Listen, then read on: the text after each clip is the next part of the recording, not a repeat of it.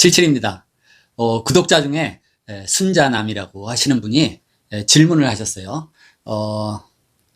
선생님 영상 감사합니다. 질문 하나 하겠습니다. 건축물 총하중 계산법이 궁금합니다. 저한테 댓글이 많이 올라오지만 이 궁금한 점을 일일이 다 제가 이렇게 영상으로 답변하기는 힘들어요. 근데 제가 답을 썼어요.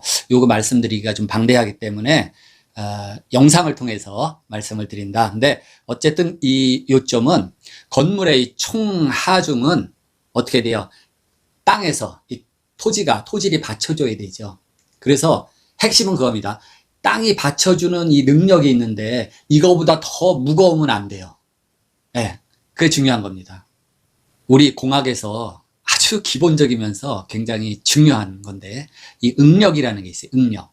어떤 힘에 대응하는 힘을 응력이라 그럽니다. 이 압축에 대응하는 거는 압축의 응력. 이렇게 잡아 당기는 이런 잡아 당기는 인장이라고 하죠. 인장에 대응하는 건 인장 응력. 그리고 땅이 이렇게 받쳐줄 수 있는 그 힘에 대한 이 능력, 이거를 지내력이라고 그러고, 그 지내력도 내가 진짜 충분히 감당할 수 있는 지내력을 허용 지내력이라 그래요. 이런 분도 계세요. 77이는 건축이나 하지 토목에 대해서까지 이렇게 얘기를 하시는 분이 있는데, 제가 지금 그 자격 그 종목 명칭이 바뀌었는데 토목 재료 시험사라는 게 있습니다. 토목 재료 시험. 근데 그 명칭이 바뀌어서 건설 재료 시험이라는 그런 국가기술 자격이 있어요. 제가 그거를 초창기 때 2회 때인가, 꽤 오래됐는데 그때 제가 그걸 취득을 했습니다. 그 다른 시험하고 달라서 이제 필기 시험 그런 거 다 통과하고, 또 실내에서 작업하는 내업이라 그래요.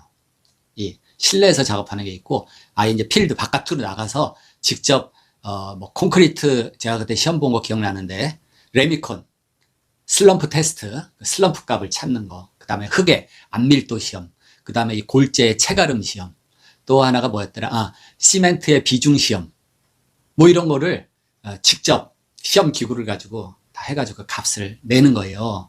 그래서 시멘트 비중 시험은 또 왜 하냐? 그 비중에 따라서 시멘트가 풍화라 그러죠. 이미 벌써 습기랑 반응을 해서 이 강도가 안 나타나는 거, 그걸 풍화됐다 그러는데 그런 거 테스트를 해보는 거거든요. 그래서 이 품질 시험이 굉장히 중요합니다. 이 품질 시험, 우리가 시공도 중요하지만 그 시공에 투입되는 재료의 품질 시험, 또 품질 관리, 이게 굉장히 중요해요. 근데 오늘 질문은 눈에 띄었는데, 이 건물의 총하중이 어떠냐, 계산법, 디테일한 계산법은 너무 방대하기 때문에 일일이 말씀을 드리지 않겠지만 제가 개략적인 거, 그래서 건물의 총하중이 정해졌으면 이 땅이 제대로 받칠 수 있냐, 그거 검토해 보는 게 중요합니다. 그러면 건물의 총하중이 나오고, 땅은 또 능력을 어떻게 아냐, 이 땅이 어떤 땅인지, 이 얼만큼 받쳐줄 수 있는 땅인지, 그것도 건축 구조 기준에 따라서 지반 조사 방법하고 또 하중 시험, 주로 평판 제하 시험 이런 걸 하는데 그런 테스트를 해야 돼요. 근데 그런 테스트도 안 하고 계산을 적용해 보겠다 그러면 별표 8에 그 값이 있습니다. 여기 지금 보이시죠? 이 값에 따라서 이제 적용을 하는데, 요즘에는 지금 터키라 그러면 안 되죠. 티르키예인가? 지진이 크게 났죠. 그러니까 이 토질, 땅이 갖는 이 허용 지내력 같은 거 굉장히 중요시하게 해서 요즘에는 웬만한 신축에 지반조사, 을에서 해서 공인된 기관에서 그 지반조사 하중시험 이런 거 해가지고 그 땅의 허용 지내력 같은 거를 제출을 해야 됩니다. 그래야 신축 때 허가가 접수가 되는 거죠. 그러면 질문하신 순자남님, 요 설계 하중의 종류가 뭐가 있냐 그러면, 이제 첫째, 고정 하중이라는 게 있습니다. 고정 하중이라는 거는 건물 자체 중량이 있겠죠. 대표적인 거 콘크리트, 철근 콘크리트라 하면 굉장히 이 재료 자체가 무겁죠. 거기에 반해서 목조 같은 거는 나무 자체가 비중이 작잖아요. 대체로 나무가 물에 뜨니까 비중이 뭐예요? 1 이하가 되겠죠. 그러니까 1입방메타당 1톤이 안 되는 겁니다. 근데 철근 콘크리트 같으면 1입방메타당 2.4톤. 그리고 그냥 철근이 없는 콘크리트는 2.3톤 이렇게 계산해요. 여기 표에 대략적인 우리 건설 주요 자재들, 이 무게가 나오죠. 단위 중량 1톤당 무게가 나오는데 한번 비교해 보세요. 그러면 목조로 짓는다 그러면 이 전체적인 자체 중량 고정 하중이 줄어들겠죠. 이 지내력, 허용 지내력이 약한 땅이다 그러면 건물 자체의 중량을 줄여야 될 일이 있어요. 그거 좀 이따 이제 그 개념을 얘기 드리고, 어쨌든 고정 하중이라는 거는 콘크리트면 콘크리트조, 벽돌조, 목조, 뭐 철골조 자체 건물의 무게인데 이걸 계산할 수 있겠죠. 그러면 콘크리트조다 그러면 콘크리트 그 뼈대, 뭐 라멘조가 됐던 뭐 벽식 콘크리트가 됐던, 예?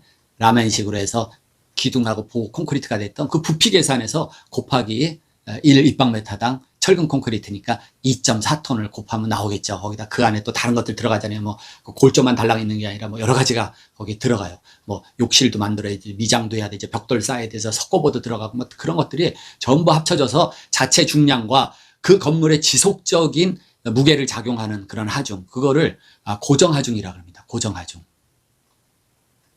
그러면 옥상에 올라가는 뭐예요? 예를 들어서 냉각탑이 있다. 냉각탑. 이 하중 얘기하다 보니까 생각이 나는데 굉장히 오래됐어요. 그 삼풍 백화점이 와르르 붕괴가 됐어요. 지진도 아닌데 어느 날 갑자기 그냥 무너져 버렸습니다. 튀르키예 그 지진 때처럼 건물이 갑자기 팍 무너졌어요.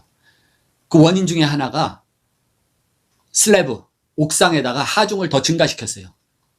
냉각탑이라는 거, 그 크다란 거 있어요. 냉각탑. 그 코끼리 무게만한 거 하나에 그런 걸 막 갖다 추가로 옥상에 얹고, 그 다음에 맨 위에 5층이 원래 롤러 스케이트 타는 그런 롤러 스케이트장인데 용도를 바꿔가지고 거기 식당을 다 집어넣었어요. 그러니까 적재 하중이 막 증가를 하는 거죠. 예. 근데 건물 자체에 계속해서 지속적인 무게를 작용하는 그런 냉각탑 같은 거는 고정 하중이 되겠죠. 그 두 번째가 이제 적재 하중인데, 이런 건물 안에 실리는 말하자면 이동 하중입니다. 변동성 있는 거. 뭐 사람이 많이 들어가면 적재 하중이에요. 예. 그 다음에 뭐 책상도 들어갈 수 있고 뭐 들어갈 수 있고 다. 또 자동차 판매장이다. 1층에 쇼룸이 부족해서 2층에도 막 차를 집어넣고 이런 게 다 적재 하중이 되겠습니다. 적재 하중. 그러면 이제 고정 하중 더하기 적재 하중 더하기, 그 다음에 풍 하중이라는 게 있어요. 풍 하중. 아니 무슨 바람에 무게가 실리냐 그러지만은 이 건축물, 특히 고층 건축물에서 이 풍 하중은 굉장히 중요한 요소예요. 이 큰 힘을 작용하는 하중입니다. 예를 들어서 63빌딩 같은 경우 여의도에 이렇게 딱 서 있어요. 근데 바람이 이렇게 불면은 이 미는 하중에 의해서 전도가 되려고 그러고, 그럴 때 이 하부 쪽에서 바람에 의한 하중이 작용하는 거예요. 일시적으로 뭐 이렇게 잠깐 부는 태풍이 문제가 아니라 지속적으로 계절적으로 그 주로 바람이 부는 그 방향이 있고 그 바람의 힘이 있습니다. 그거를 계산을 해줘야 돼요. 요거를 풍하중이라고 합니다. 그래서 이 풍하중은 또 어떤 지리적인 위치라든지 또 이 해발 고도에 따라서 그 풍하중이 다 다르거든요. 그렇기 때문에 이 설계 규정은 그 풍속대 지도라는 게 있어요. 전국 그게 있습니다. 그 풍속대 지도에 의해서 그 풍하중, 하중값을 거기서 적용을 시키는 거예요. 그럼 이제 세 가지 했죠. 고정하중, 적재하중, 풍하중. 그 다음에 지진하중. 튀르키예, 터키에서 지금 난리가 났잖아요. 그 우리나라는 점점 강화가 돼서 이 내진 설계 강화 기준이 많이 이제 돼가지고, 뭐 우리나라가 지진이 자주 일어나는 지역은 아니지만 그래도 지진에 대한 대비가 많이 돼 있다고 봐요. 지진이 이 종파, 횡파 이런 게 있는데, 우리 건축물 중에는 이 조적식 구조가 있죠. 조적, 벽돌, 블럭 뭐 이런 뭐 그런 거. ALC는 또 뭐 주요 구조에 요즘에는 철근 콘크리트를 보강하거나 철골로 보강하거나 그러지 않으면은 ALC 순수 구조로는, 조적조로는 뭐 2층 정도 되면 허가가 안 나요. 그렇기 때문에 조적조라고 볼 수가 없는데, 이 조적식 구조는 이 횡력에 이런 힘에 약합니다. 그렇기 때문에 지진에 취약하고, 일본 같은 경우는 그래서 조적 구조가 없어요. 전부 목 구조가 주로 있고, 그 다음에 이제 맨션이라고 그러면 이렇게 아파트를 콘크리트조로 주로 짓는 거, 이런 건 있는데, 그 조적, 벽돌식, 조적식은 없다고 보시면 돼요. 지진이 원체 많이 나기 때문에. 그래서 지진 하중도 들어가고, 그 다음에 설하중이라는 게 있습니다. 설하중.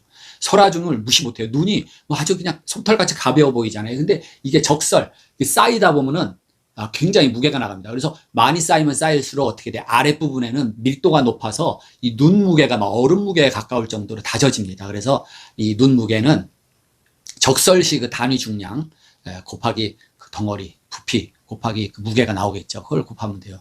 근데 이 적설하중도 이 지붕의 형상 이런 거에 따라서 값이 달라집니다. 그래서 뭐 저기 캐나다 로키 쪽이나 뭐 알프스 쪽 그쪽에 가면은 집이 아주 이뻐요. 이쁜데 달리 이쁜 게 아니라 지붕이 막 이렇게 생겼어요. 이렇게 빼쭉하게. 이거 왜 그래요? 단지 이쁘라고만 한 게 아니거든요. 적설량이 눈이 하도 많이 오기 때문에 눈이 오면 어떻게 돼요? 쌓여 있으면 안 되겠죠. 이게 흘러내려 버려야 돼요. 안 그러면은 집이 그냥 눈무게 부서지고 붕괴가 될 수가 있습니다. 그래서 적설하중도 무시를 못한다.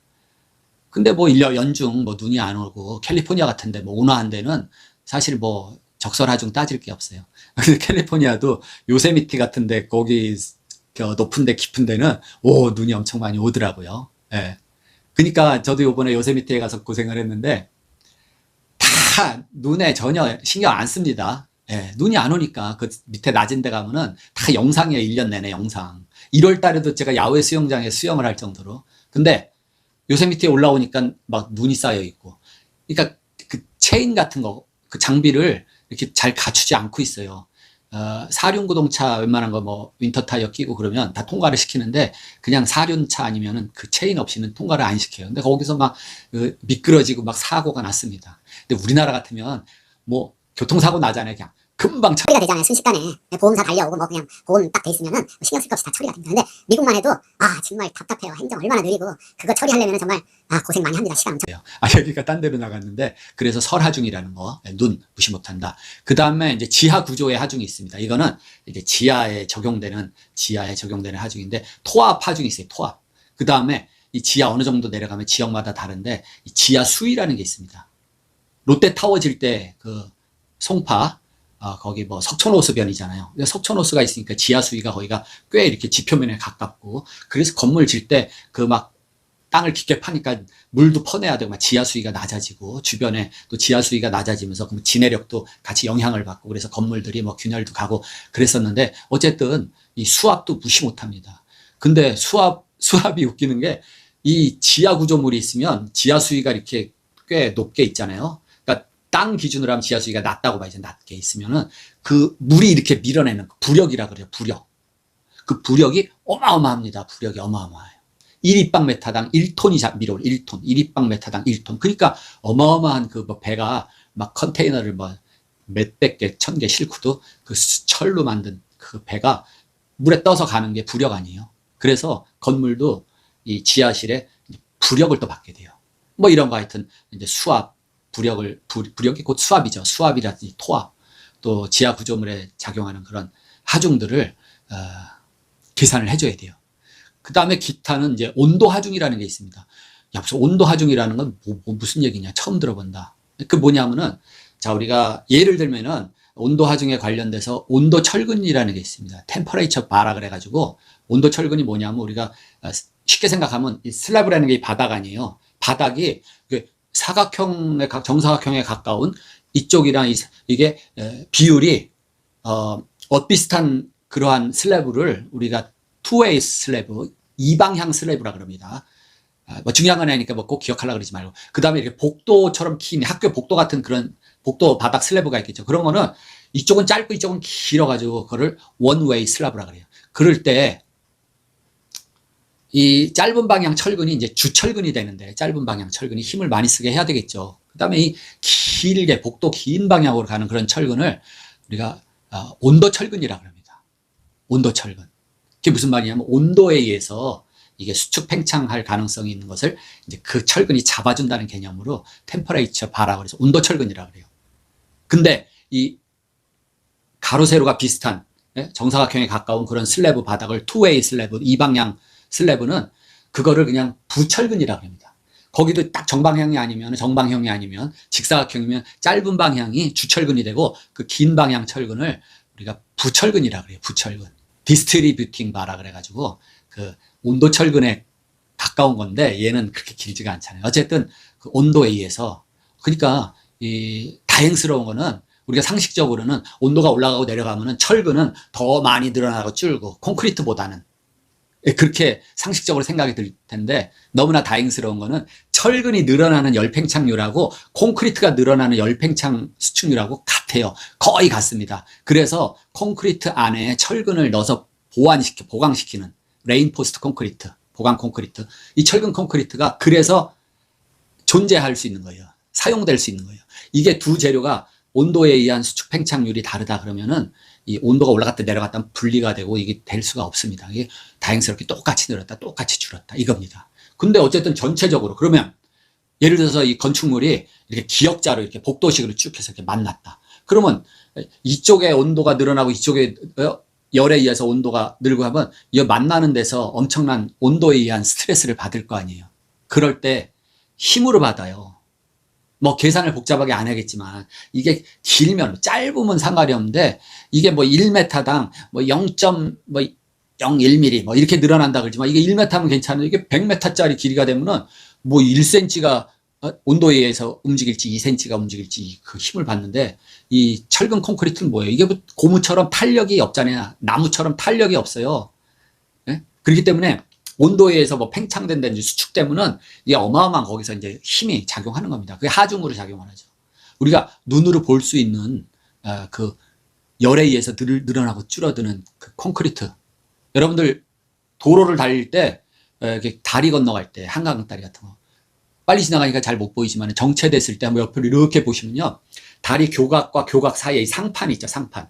이게 거리가 한 40m, 50m 상판이 있는데 그 상판이 이 교각 위에 이렇게 두 개가 놓여 있는데 거기가 뭐냐면 이렇게 핑거 조인트라고 이렇게 손가락 핑거 조인트처럼 이렇게 돼 있어요. 그래서 자세히 보시면 여름에는 이 조인트가 보이는데 이렇게 꽉 껴 있습니다. 이렇게. 왜?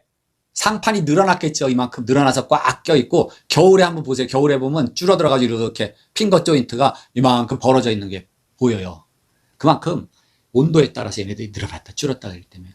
또 상판 그럼 이렇게 했는데 조인트는 핑거로 이렇게 했다고 치면 그 상판 밑에 얘가 미끄러져야 될 거 아니에요. 그렇기 때문에 이 교각 상판 밑에는 한쪽은 이렇게 핀으로 고정되어 있는데 한쪽은 로라입니다. 로라. 이 밑에 이렇게 달려 있어요. 이게 굴러갈 수 있게 움직임에 따라서 그 정도입니다. 그래서 온도에 의한 온도 하중이라는 게 있다. 또 뭐 설비 하중, 아까 말한 뭐 고정 하중에 포함되겠지만 뭐 냉각탑이라든지 또 엘리베이터, 걔는 뭐 움직이기 때문에 얘가 뭐 충격력, 엘리베이터, 에스카레터 또는 뭐 크레인이 이렇게 붙어가지고 뭐 이렇게 하는 힘을 써야 될 그런 이런 창고 건물도 있고 이렇잖아요. 그래서 이런 기타 하중 이런 것들을 다 합쳐서 건물의 총 하중이라 이렇게 볼 수가 있어요. 그러면 총 하중이 예를 들어서 다 더해보니까 4,000톤이 나왔어요. 4,000톤. 4,000톤이 나왔는데 이 건물의 1층 요 바닥에 그러니까 땅에 이렇게 꽉 깔고 앉아있는 이 면적이 얼마냐면은 예를 들어서 10m에 25m다 이렇게 봤어요. 10m 25m로 설계가 돼 있는데 전체 무게를 다 더해보니까 한 4,000톤이 나와요. 사실 이 4,000톤 예를 들은 건데 아주 조금 나온 무게입니다. 이제 이해하기 쉽게. 4,000톤이 나왔는데 건물의 바닥은 얼마다? 10m에 25m다. 그러면 어떻게 돼요? 250 평방미터가 되겠죠. 250 평방미터. 그리고 그러면 이 건물이 그 이제 지어질 땅, 그 땅에 허용 진해력이라고. 야, 이 땅에 너 얼만큼 받칠 수 있는 능력이 있냐? 이거를 따져보니까 여기 표에 보시던지 여기 별표 8이거든요. 그래서 이걸 정해놨어요. 센 놈. 반석 위에 집을 짓는다. 그래서 뭐, 그러니까 경안반, 뭐 안반 종류 해서 점점 밑으로 내려갈수록 이제 안반이 좀 푸석푸석해서 뭐 이제 풍화암이 됐다가 이제 뭐 자갈층도 나오고 자갈에다 자갈에다 모래 섞인 거, 그 다음에 이제 또 모래하고 뭐 진흙 섞인 거, 뭐 이렇게 해서 쭉 내려가다 보면은 그 표에는 지금 있나요, 없나요? 그 실트라는 것도 있어요. 실트. 실트가 뭐냐? 뻘입니다. 뻘. 서해 바다에 가면 그 바닷가에 그 뻘 있죠? 땅인데 뻘도 있을 수 있잖아요. 그런 건 정말 뭐 진해력 값을 줄 수도 없을 정도로 그런 게 있어요. 근데 이 땅을 조사해 보니까 모래가 섞인 자갈 모래가 섞인 그러한 땅이에요. 그래서 이게 진해력, 허용 진해력을 보니까 제곱미터당 200kN입니다. 전에는 우리 학교 다닐 때는 이 뉴턴 단위를 안 쓰고 이 킬로그램, 톤 단위를 썼어요. 톤 단위. 그러면 이 뉴턴이라는 게 그 킬로그램하고 뭐 바꾸면 어떻게 되냐? 약 10분지 1이라고 보시면 돼요. 10분지 1. 그러니까 1kg이 9.8 뭐 뉴턴입니다. 9.8. 네, 9.8. 뉴턴이 돼요. 정확히 말하면 1kg 중이라고 해야 되죠. 1kg 포스. 근데 우리가 그냥 단위가 복잡하니까 1kg 포스, 1kg 힘, 1kg 중 이걸 떼어버리고 그냥 1kg이라 그러거든요. 근데 어쨌든 이 1kg은 대략 그냥 10뉴턴이다 이렇게 보시면 돼요. 9.8 뉴턴입니다. 그러면 이 표에서 보시는 예를 들어서 뭐 안방 같은 거 4,000kN이다. 1평방미터당 가로 세로 1평방미터당 이제 4,000kN을 바친다 그러면 그걸 환산하면은 400톤입니다. 400톤. 환산 잘 안 되세요? 그건 제가 여기 지금 저기 자막으로 이렇게 지금 써드렸으니까 한번 찬찬히 보세요. 그러면 아 이게 이렇게 돼서 400kN이 4,000kN이 400톤이 되는구나 이렇게 아시면 돼요. 근데 제가 이제 뭐 이해하기 좋게 그냥 톤 단위로 제가 얘기를 할게요. 그러면 내가 지금 이 건물 전체 중량 계산해 보니까 4,000톤인데 이 진해력은 제곱미터당 200kN이니까 20톤입니다. 20톤. 네. 그래서 지금 이 건물 밑에 설계가 기둥이 쭉 내려오는데 그냥 모서리보다 기둥이 12개가 내려오는데 그 밑에다가 이 기초판 독립기초로 1m, 1m, 1평방미터짜리 독립기초를 12개를 만들어 봤어요. 그러면은 이 기초 설계가 맞게 됐냐? 이 진해력에 대한 이 무게를 맞나? 한번 따져보면 12개니까 1m씩 한 개 기초판이 20톤을 받쳐줄 수가 있겠죠. 허용 진해력 1m당 20톤이니까. 그럼 12개니까 얼마요? 12개 20톤씩 2,400톤을 이제 감당할 수 있는 겁니다. 이 땅이. 근데 누르는 건 얼마예요? 계산해 보니까 총 하중이 4,000톤이잖아요. 그럼 되겠어요? 안 되겠어요? 안 되죠. 어떻게 되겠어요? 이 허용 진해력이 부족하니까 이게 건물이 어떻게 이렇게 치마가 되든지 점점 내려가겠죠. 네? 그러면 어떻게 돼야 돼요? 기초판의 면적을 넓히면 되죠. 그 독립기초로 12개를 하다 보니까 아유 시공도 이거 뭐 복잡하고 차라리 그냥 매트 기초로 하자. 매트 기초. 이 김에 그냥 지하도 파가지고 그냥 지하 온통 기초로 하자. 그래서 그냥 전체 바닥을 기초 삼아서 온통 기초로 매트 기초로 해봤어요. 그러면 이 전체 기초 바닥 면적이 아까는 1제곱미터짜리 12개 해서 120 스퀘어미터였는데 요번에는 어떻게 돼요? 이 건물 면적이 10m, 25m니까 250 제곱미터가 되네요. 전체 바닥 면적이. 그러면 이 받쳐주는 게 평방미터당 20톤이니까 250 평방미터 곱하기 20톤을 하니까 5,000톤. 5,000톤을 받칠 수 있는 진해력이 있는 거예요. 그러니까 건물 총 중량 아까 4,000톤이었죠. 그러니까 오케이. 됐습니다. 이제. 그렇게 하면 되겠죠. 온통 기초로 하니까 진해력 감당할 수 있는 그러한 무게가 나오는 겁니다. 그것도 반대로 이게 5,000톤이 아니라 건물 총 중량을 계산해 보니까 이 바닥 면적은 같은데 6,000톤이다. 그러면 지금 계산해 보니까 5,000톤까지는 이게 받칠 수 있는데 6,000톤이에요. 6,000톤. 그러면 어떻게 해야 됩니까? 방법은 말뚝을 더 박아준다든지 또 어떻게 돼요? 하나는 이 대지 경계가 여유가 있으면 기초 부분을 넓혀주면 되죠. 지하를 좀 크게 해가지고 기초 부분을 이렇게 좀 넓혀주면은 그 허용 진해력 제곱미터당 20톤 뉴턴으로 하면은 200kN 이렇게 되겠죠. 그겁니다. 뭐 좀 재미가 없었을지 모르는데 이거 그냥 우리가 좀 궁금한 거 아니겠어요? 여러분들도 이제 뭐 작은 주택을 짓더라도 이거 진짜 무게랑 이 땅이 가장 많이 이제 궁금하고 문제가 되는 거. 이 메꾼 땅이다. 성포한 지 얼마 안 되는데 이 제대로 진해력이 되겠느냐. 또는 이제 밑에 조사를 해봐야 되겠지만 뭐 이게 건물 밑바닥에 받치는 능력이 이 땅이 어떤 조건에 의해서 다를 수가 있어요. 그거를 우리가 부동치마라 그러는데 이렇게 한쪽이 더 많이 꺼진다. 똑같이 꺼지는 건 그래도 괜찮아요. 큰 문제가 안 되는데 한쪽이 더 많이 꺼졌다 그러면 집이 이렇게 되겠죠. 거실 바닥에 구슬로 막 굴러가고 그렇게 돼서는 안 됩니다. 그래서 오늘은 질문 순자남 씨가 구독 누르셨겠죠. 구독 안 누르시고 보는 분이 75%더라고요. 제가 들어가서 제 거 다 볼 수 있어요. 구독 좀 누르고 보시면 좋겠어요. 오늘은 여기 건물의 총 하중이 궁금하다 하는 분에 대한 대답과 함께 이 지내력과의 관계를 말씀드렸습니다.